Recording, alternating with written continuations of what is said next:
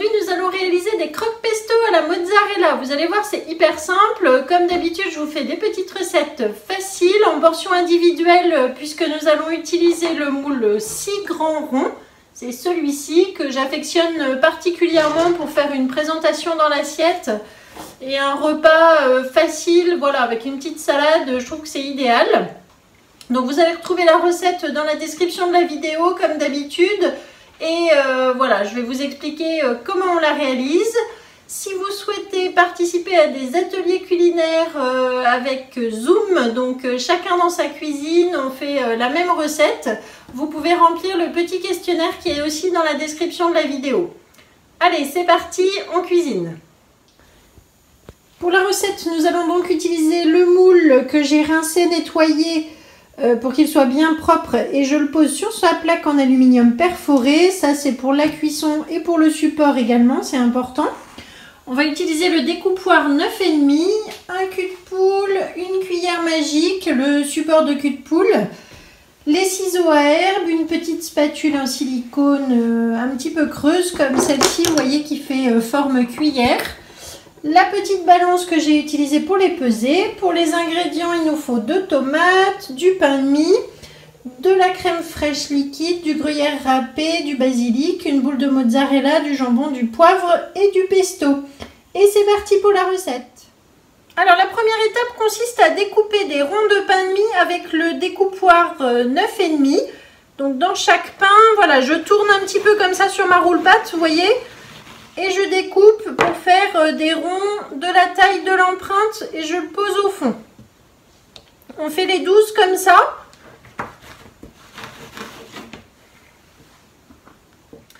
Voilà, lorsque j'ai rempli donc les 6 ronds avec une tranche de pain de mie, on garde les autres de côté pour la fin. On va tout simplement prendre la petite spatule, donc je vous disais elle est un petit peu creuse, elle sert de cuillère. Celle-ci c'est un lot de 2 spatules grises là que vous trouverez sur la boutique en ligne. Je vais remélanger un petit peu le pesto et je vais en déposer l'équivalent de 2 cuillères à café sur chaque pain. Voilà, vous répartissez le pesto en fait sur le pain de mie. Et avec la spatule, je vais l'étaler pour que ça recouvre tout le pain.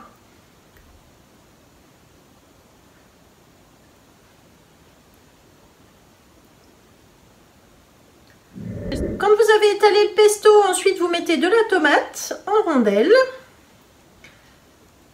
dans chaque empreinte.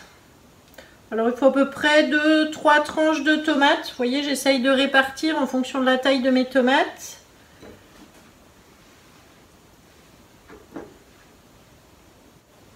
Après, on ajoute de la mozzarella en morceaux.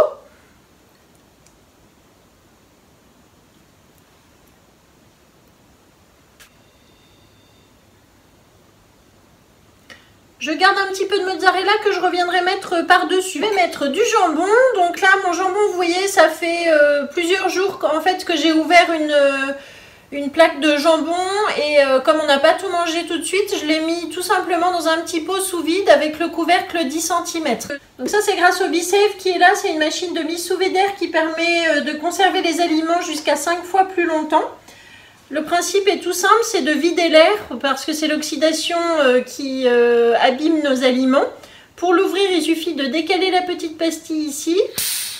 Voilà, et là je peux ouvrir. Ensuite, le jambon, je vais le découper avec les ciseaux à herbe. Ça, c'est très pratique pour faire des tout petits morceaux. Vous voyez, ça permet de faire vraiment des petits morceaux très fins. Et de pouvoir mettre donc dans l'empreinte. Donc on va faire pareil, répartir dans les 6. Si vous n'avez pas envie de mettre de jambon, vous n'en mettez pas, c'est facultatif.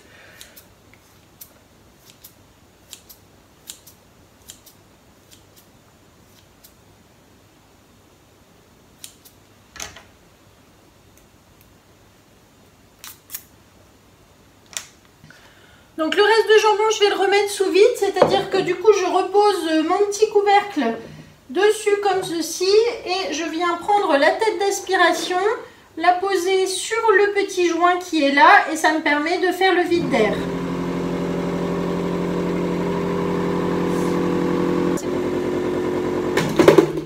voilà, c'est automatique, donc au bout d'un moment, il remonte quand il a fini le vide. Et là, le couvercle est bien scellé, bien fermé.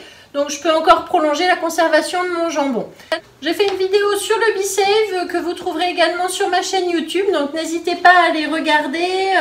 Démonstration Be-Save et batch cooking pour l'organisation de vos plats et de vos menus. Quand vous avez fini de remplir, vous mettez une deuxième tranche de pain de mie par-dessus. Voilà, la préparation déjà est bien avancée. Ensuite, on va prendre un cul de poule dans lequel on va verser 100 g de crème fraîche liquide, 100 g de gruyère,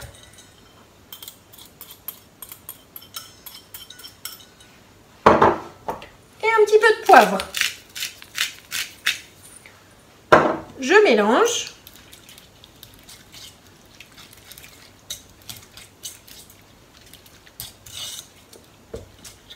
Et avec la louche, je répartis le gruyère imbibé de crème sur chaque rond de pain.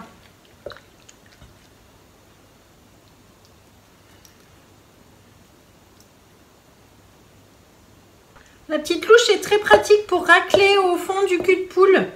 Elle sert finalement comme une spatule, vous voyez, on peut tout racler directement. Ensuite, les petits restes de mozzarella, je vais les poser dessus. Un petit morceau comme ça. Et avec les ciseaux à herbe, je vais couper un petit peu de basilic frais que je répartis sur chaque empreinte. Alors, heureusement, j'ai le peigne qui me permet de dégager les lames.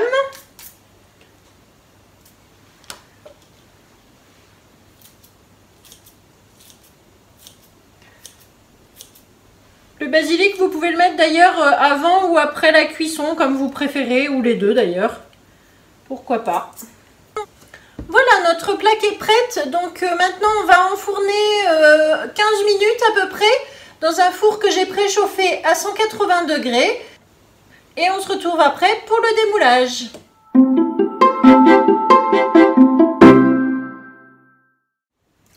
Alors voilà donc les croques qui sont prêts, qui sont cuits. Avant de passer à table, moi j'ai fait cuire des œufs au plat, donc pour faire un croque madame, c'est-à-dire que je vais poser mon œuf ensuite par-dessus dans l'assiette. Je vais vous montrer comment je les démoule. J'utilise le petit racloir rose. Donc il suffit de pousser en fait par en dessous. Il faut vraiment attendre que l'empreinte par contre est refroidie. Et je glisse mon racloir, vous voyez, à l'intérieur pour pouvoir le poser ensuite dans l'assiette. On a un petit croque pesto mozza tomate. Je vous montre le résultat en photo. Et pendant la cuisson, j'ai mis les restes de pain de mie sous vide donc dans un pot avec le Be-Save. Ça va me permettre de faire soit du pain perdu, soit des petits croûtons pour la soupe, pour mettre dans les salades. Voilà, on utilise les restes et l'avantage de mettre sous vide, c'est que le pain ne va pas s'abîmer, il va rester toujours moelleux. Je pourrais le réutiliser comme je veux. Évidemment, j'ai plusieurs jours pour les laisser comme ça sous vide. Merci beaucoup d'avoir suivi la recette. J'espère que vous pourrez la réaliser. N'oubliez pas de vous abonner à la chaîne YouTube, de liker, de partager aussi. Parlez-en à vos amis. Et je vous dis à très bientôt. Je vous mets une petite recette ici. Merci beaucoup. Au revoir.